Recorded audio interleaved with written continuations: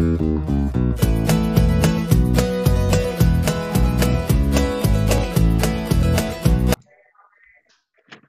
selamat malam. Terima kasih boleh mampir di Ngopi, Ngobrolin Perkara Iman di dalam channel Brontis Production. Terima kasih Olga yang dari Bandung. Ya. Nanti bisa perkenalan, dan terima kasih juga Kak Sarlin Buaya yang boleh juga join hari ini. Dan sebelum kita mulai ngopi, nanti masing-masing perkenalan seperti itu ya, dari mana, kemudian sekarang ngapain, seperti itu, dan pelayanan. Karena hari ini kaitan dengan pemuji. Nah, kita sebelum ngopi, kita akan doa terlebih dahulu. Mari kita berdoa. Tuhan Yesus, kami bersyukur kepadamu untuk malam ini. Di dalam anugerah daripada Tuhan, Tuhan boleh kumpulkan setiap kami secara online di dalam acara ini. Tuhan berkati kami di dalam pembicaraan berkaitan dengan pemuji. Dan kami bersyukur malam ini ada dua hamba-Mu yang melayani Engkau di dalam pujian, dan Kau yang berkati untuk setiap pengalaman yang akan di-sharingkan. Terima kasih Bapa, dalam nama Tuhan Yesus kami berdoa. Amin. Amin. Oke, silakan Kak Sherlyn dulu. Apa yang ingin disampaikan? Oke, perkenalan dulu boleh. Perkenalan dulu. Oke. Ya, selamat malam Pak Roni, juga Olga. Puji Tuhan untuk kesempatan malam hari ini. Kita boleh sharing tentang praise and worship. Nama saya sebenarnya ini agak panjang ya, Healthy Sherlyn Asliani Buaya. Jadi udah panjang, ada buayanya lagi. jadi saya pakai Sherlyn Buaya aja. Saya berasal dari Nias ya, Sumatera Utara. Nah, saya suku Nias. Saya alumni dari STT LIT sama dengan Pak Roni. Pak Roni ada tingkat saya, puji Tuhan. Saat ini saya melayani di Gereja Kemah Injil Indonesia di Jakarta. Hanya saja memang saya tidak pegang jemaat ya, tidak menggembalakan, karena saya lebih banyak pelayanan di mana-mana saja Tuhan panggil, pelayanan seperti biasa, pelayanan khotbah dan juga puji-pujian. Nah, tapi di sinode kami di Gereja Kemah Injil Indonesia, saya dipercayakan menjadi koordinator pelayanan anak dan remaja sebenarnya. Tapi wilayah ya, di tingkat wilayah. Jadi wilayah Jawa Sumatera, GKII, saya sebagai koordinator dalam pelayanan anak dan remaja. Gitu. Itu sih kalau di pelayanan di Jakarta. Selebihnya yaitu pelayanan puji-pujian dan sampai sekarang tetap menulis lagu. Puji Tuhan, juga Tuhan berkenan beri kepercayaan saya boleh rilis album rohani, khusus ya lagu rohani itu ada 9 album. 9 album itu 2 diantaranya bahasa Dayak. Ya, satu suku Dayak Lundaye, Kalimantan Utara, satu suku Dayak Mualang, Kalimantan Barat, itu bersama teman-teman sih. Lalu 2 dalam bahasa Nias, nah sisanya bahasa Indonesia. Gitu. Ya. Jadi album terakhir itu mungkin sekitar 3-4 tahun lalu sih.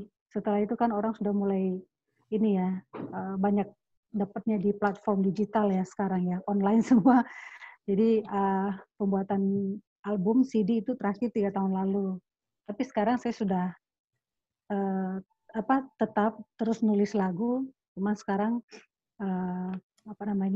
promosinya atau memperkenalkannya itu di platform digital, Spotify dan YouTube tentunya. Gitu. Ya, itu sih.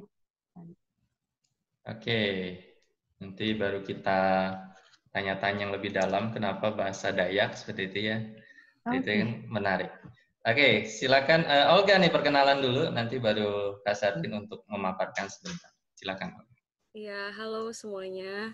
Halo. Bersyukur banget boleh diundang ke acara ngopi. Benar-benar pertama kali nih diajak buat ngobrol tentang praise and worship.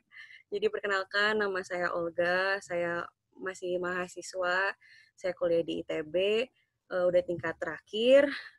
dan saya berasal dari Bandung. Saya bergereja di GGP Shalom di Jalan Semar. Jadi saya di gereja melayani di bagian worship leader. Saya juga bergabung di kepengurusan youth. Dan saya juga tergabung di dalam project Life for Jesus yang ada di YouTube. Jadi kita suka nge-cover lagu gitu di YouTube. Terus kalau misalnya ada yang punya lagu baru, kita juga bisa bawain. Jadi semacam platform juga bagi para pemuji dan penyembah Tuhan buat boleh berkarya di account channel itu. Jadi itu aja sih yang saya bisa kenalin. Oke, berarti kita ngopi dengan dua para pemuji seperti itu ya. Dan bersyukur hari ini boleh sama-sama. Boleh Kak Sherlyn untuk menyampaikan sesuatu sekitar 10-15 menit. Silakan. Ya, kita mengucap syukur karena kita ini anak-anak Tuhan yang diberikan anugerah untuk tidak hanya hidup, tapi juga melayani Dia tentunya dalam panggilan yang luar biasa, kepercayaan, perkenanan, dan tentunya untuk memberikan yang terbaik bagi Tuhan. Jadi kalau malam hari ini kita akan berbincang, sharing tentang praise and worship. Menurut saya, saya perhatikan ya masih ada sih yang berpikir bahwa praise and worship itu hanya berbicara seputar kegiatan pelayanan pujian di gereja, di ibadah.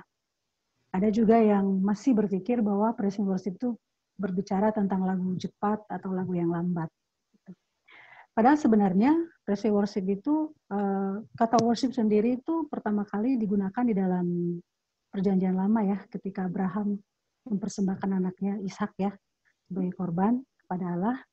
Dan kemudian di dalam bahasa Yunani juga bahasa asli proskuneo itu artinya itu sukis ya, mencium. Jadi sebenarnya itu lebih ke kedekatan, pengenalan kita akan Tuhan sehingga atau kecintaan kita kepada Tuhan sehingga kita mau datang kepadanya dan mau memuji dan menyembahnya.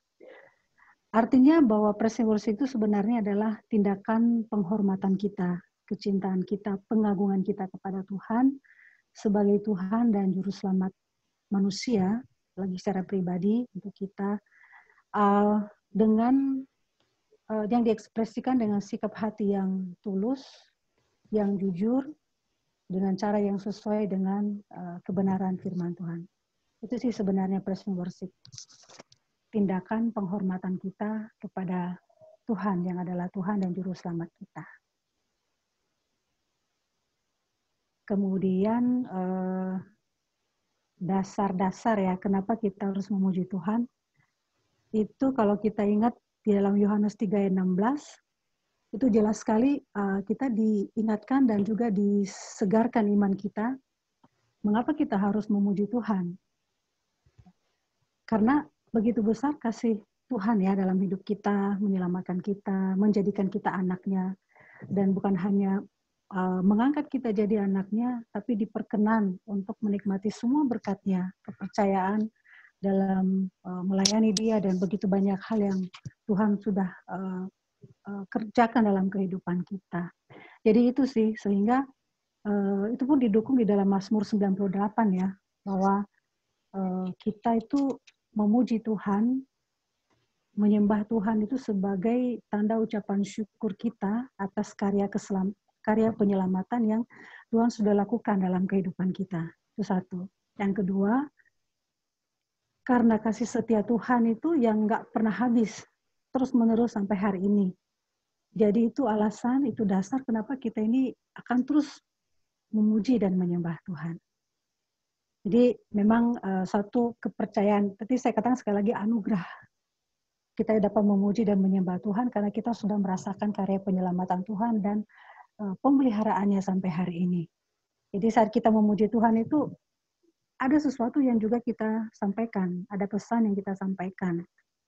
Jadi kita memuji dan menyembah Tuhan itu kita sedang mempersembahkan syukur kita kepada Tuhan yang tentunya Tuhan yang kita kenal.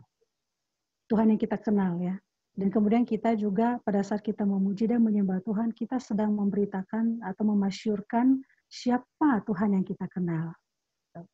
Jadi kita menceritakan bahwa Dia adalah Allah yang luar biasa.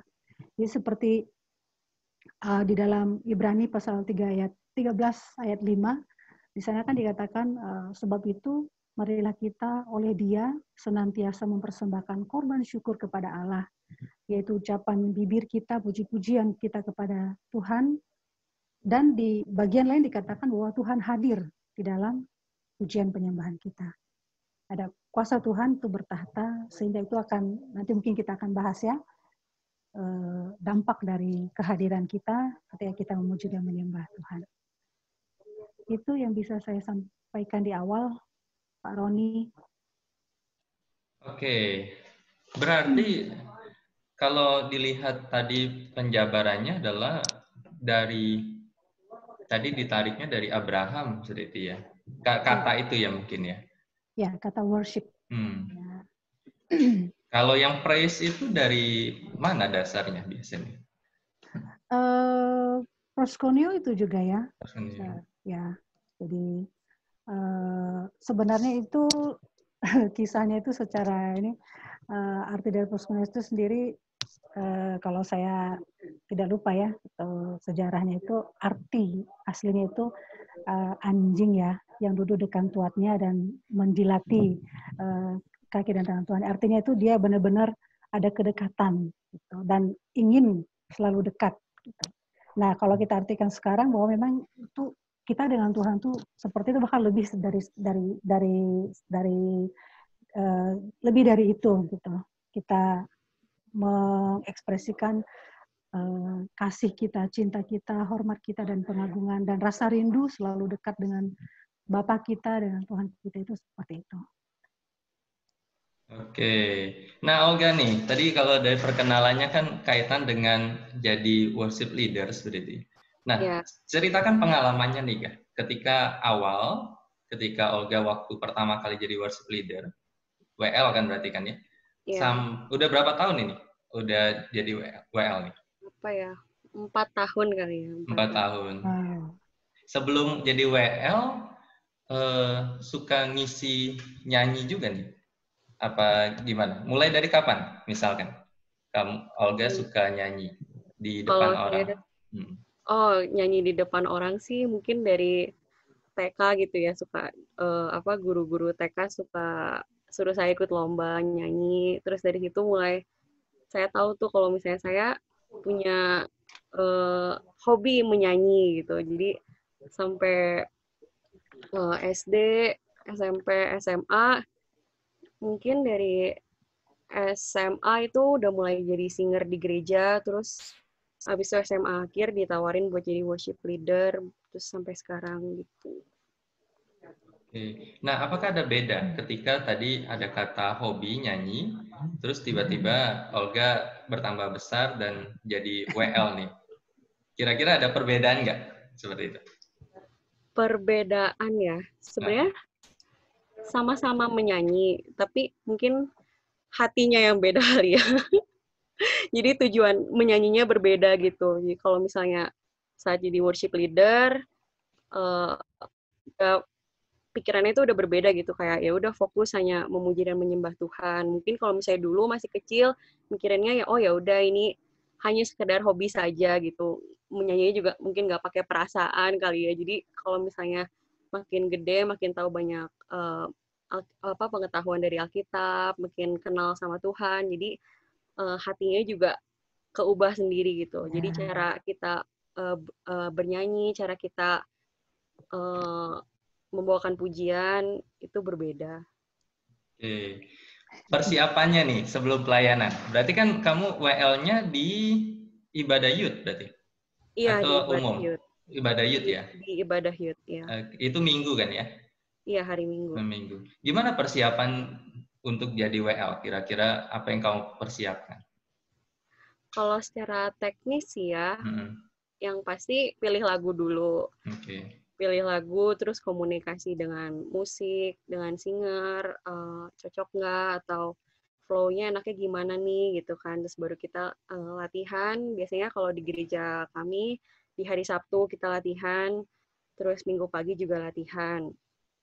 Tapi yang paling penting sih kita suka biasanya kan kalau sebelum kebaktian tuh kita pasti doa bareng gitu kan. Jadi pertama-tama tuh yang harus disiapin tuh kita menyatukan hati dulu biar semua tuh satu fokus, nggak ada yang membanggakan diri sendiri, nggak ada yang motivasinya salah. Jadi kita tuh pasti berdoa dulu, kita satukan hati biar Tuhan yang luruskan setiap motivasi, biar jangan ada yang membanggakan diri, jangan sampai mencuri kemuliaan Tuhan. Seperti itu sih biasanya yang kita siapin.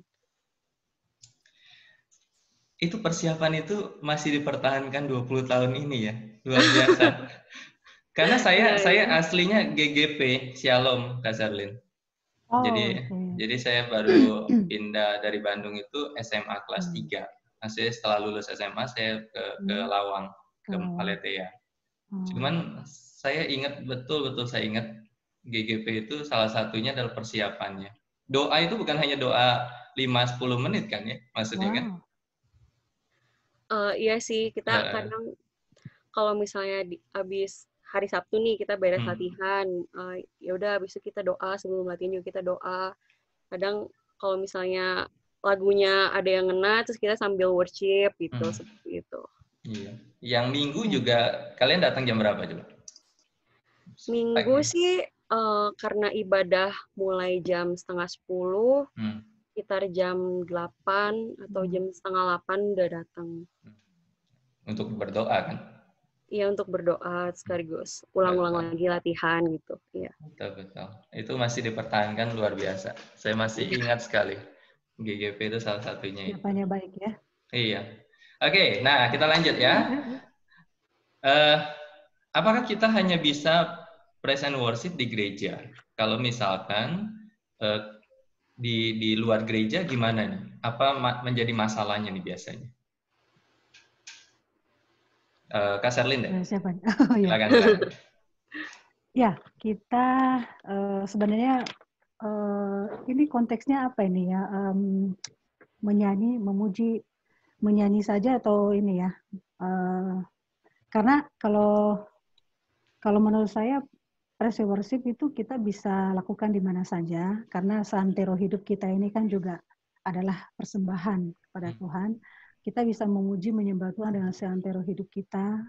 Jadi tidak dibatasi oleh keadaan, tidak dibatasi oleh situasi, bahkan tidak akan pernah dibatasi oleh apapun mungkin pergumulan kita, mungkin persoalan kita. Jadi tidak hanya di gereja sih praise and worship.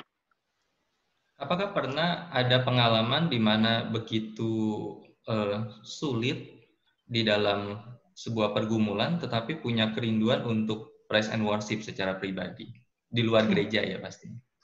Ya, di luar gereja sering ya.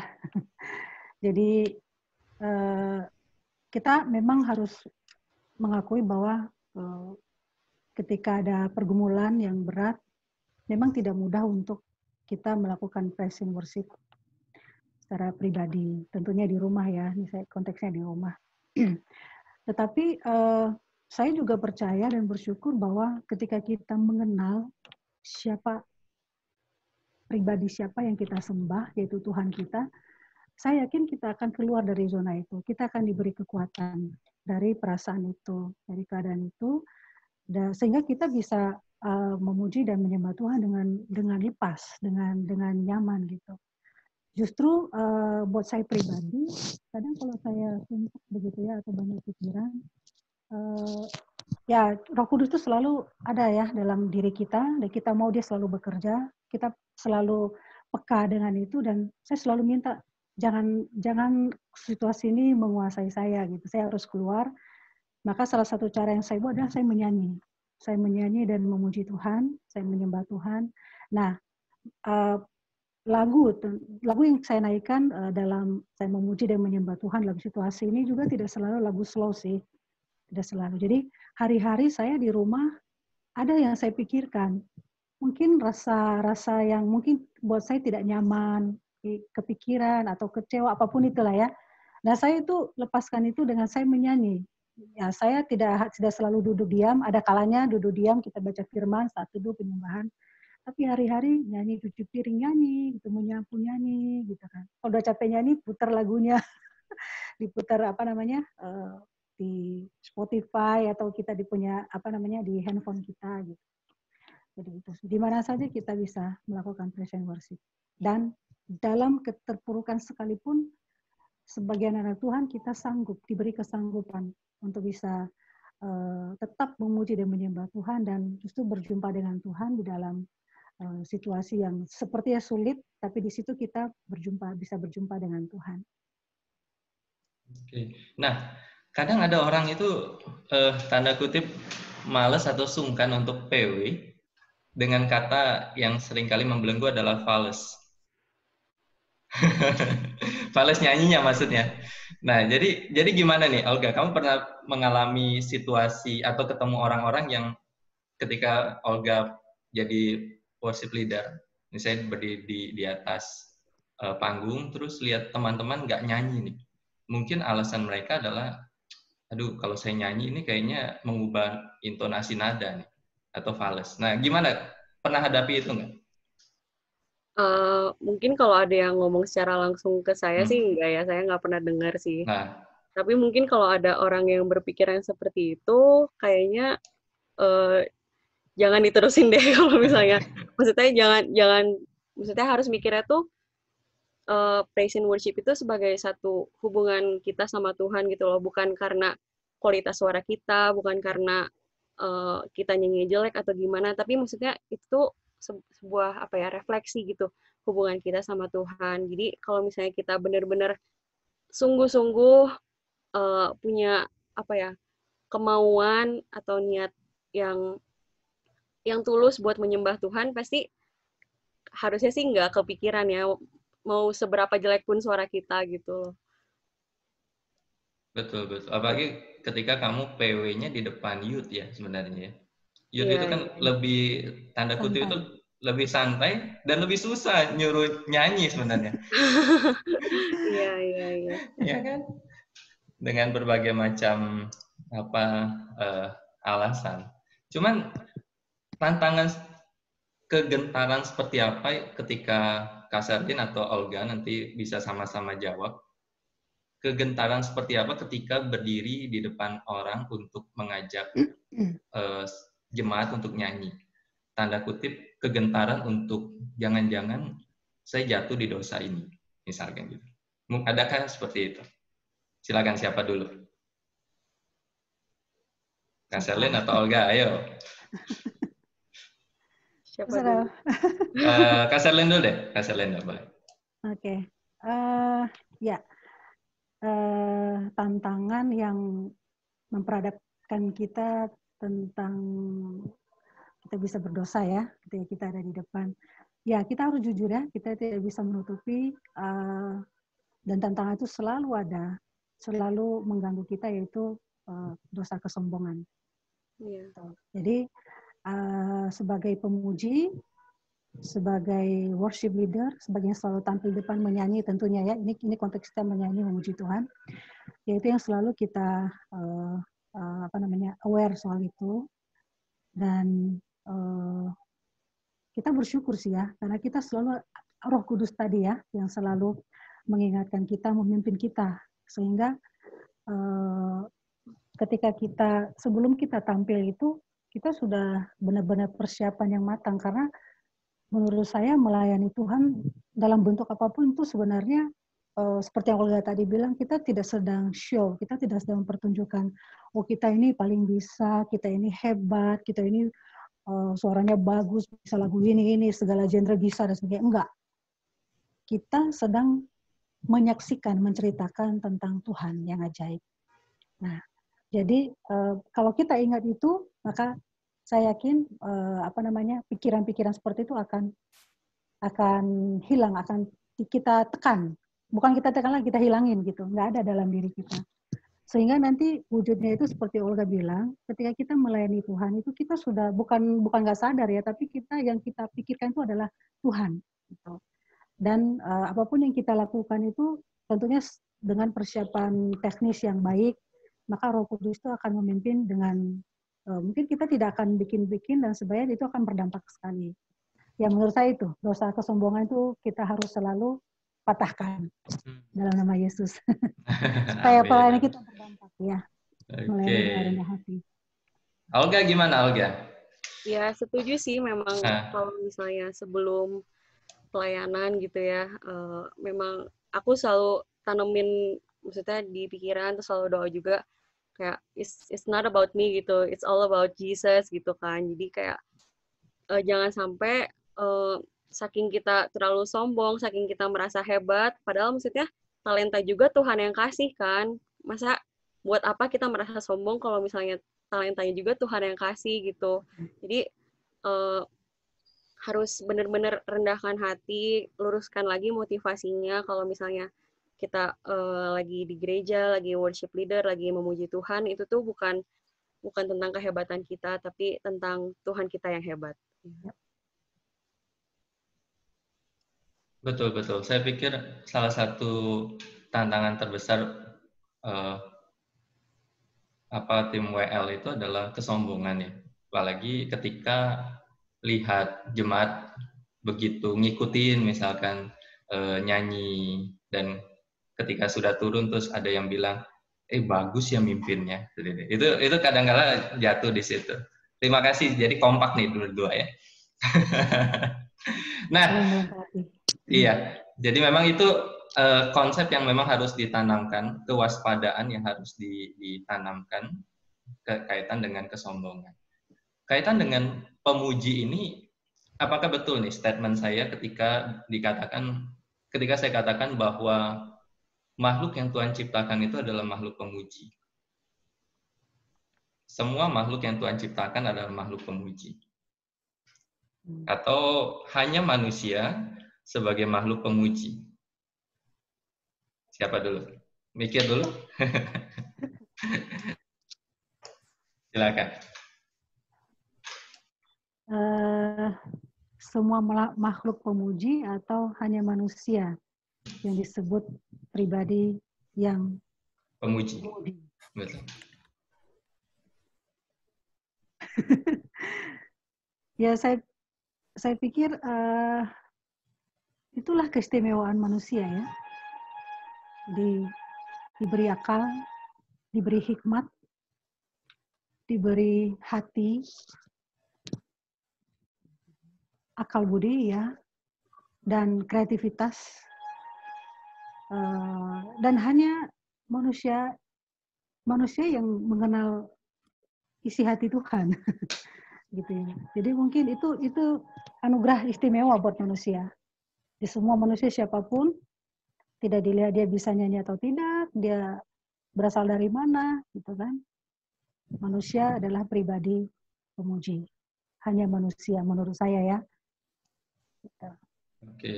Apakah itu dikaitkan dengan karena manusia yang hanya makhluk yang punya roh? Jelas sekali. Dilengkapi sama Pak Roni ya. Okay. Karena hanya manusia yang punya roh.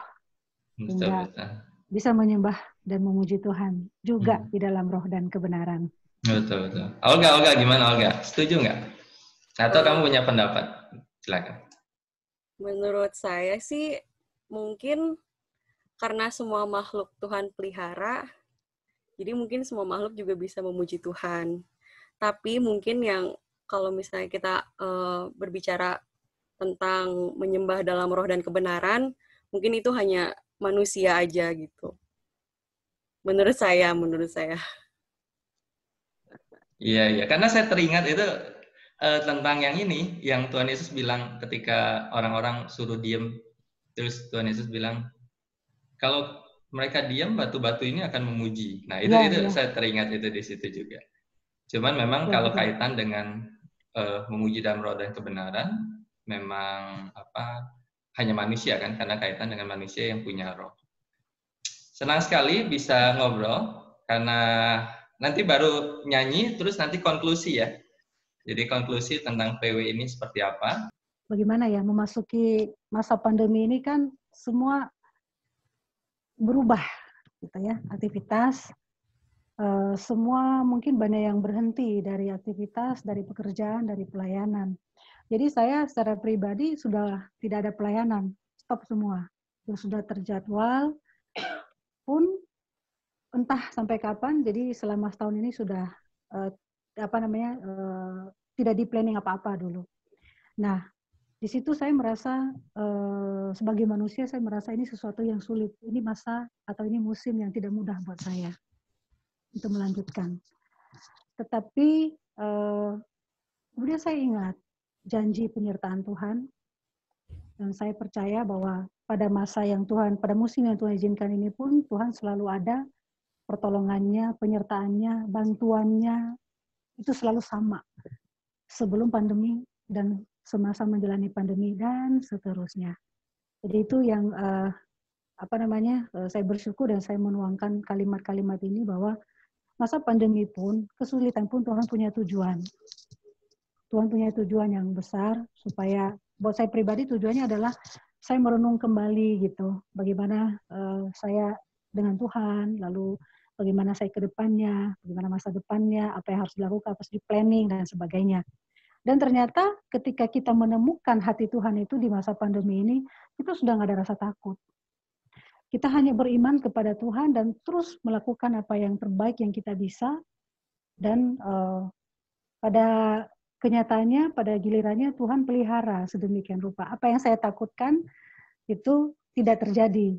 Tuhan pelihara dengan cara yang luar biasa. Sampai pada kebutuhan-kebutuhan gitu ya. Semua orang merasakan dampak ini. Tuhan punya cara yang kadang-kadang saya nggak terpikir, memberkati usaha kita, memberkati bisnis kita, memberkati dengan caranya yang luar biasa. Sehingga dalam kesulitan justru nggak tahu ya, tapi kita bisa berbagi itu sudah benar-benar itu Tuhan yang bekerja. Itu yang luar biasa. Itu sih kata lagu ini.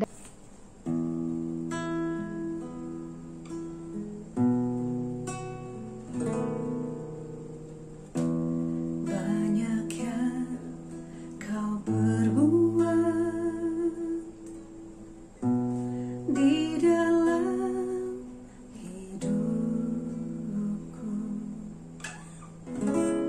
rancangan indahmu terjadi di hidupku.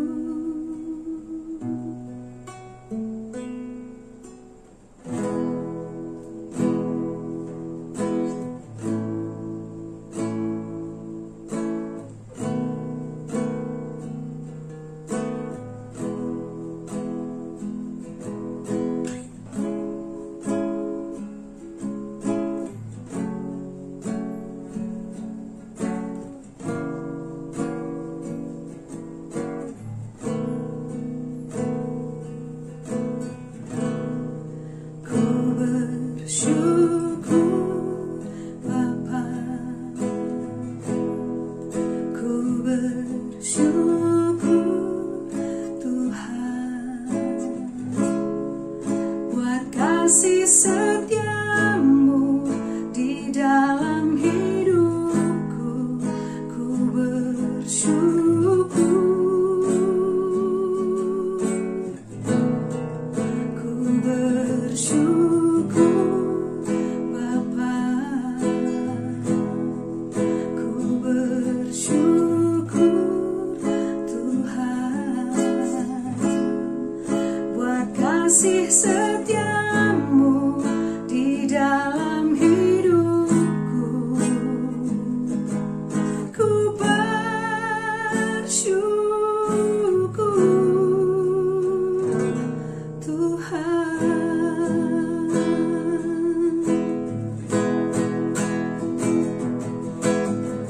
Tak ada lembah gelap yang tak ku lewati tanpa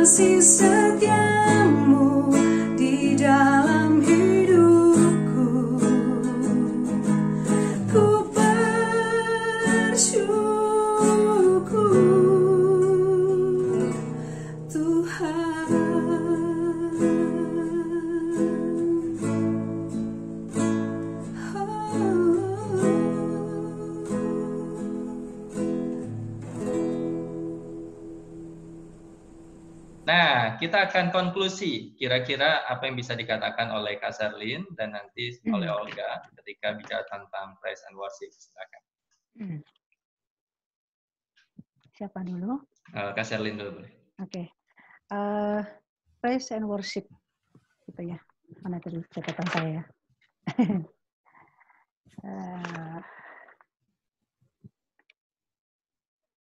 Ya, sekali lagi praise and worship adalah ekspresi atau tanda penghormatan kita ya kepada Tuhan, dan praise and worship sendiri bisa dilakukan di mana saja karena santero hidup kita menyembah Tuhan, tetapi dalam konteks pelayanan, dalam pujian penyembahan di dalam gereja, tadi kita sudah jabarkan tentang persiapan-persiapan yang Olga sampaikan. Nah, yang saya belajar dan saya ingin berbagi bahwa pertama, seorang penyembah itu dia mengenal, itu yang paling penting, dia mengenal siapa yang dia sembah. Kita mengenal siapa yang kita sembah, sehingga ketika kita mengenal siapa yang kita sembah itu Tuhan kita, maka itu akan membentuk cara kita di dalam melakukan pelayanan praise and worship. Kemudian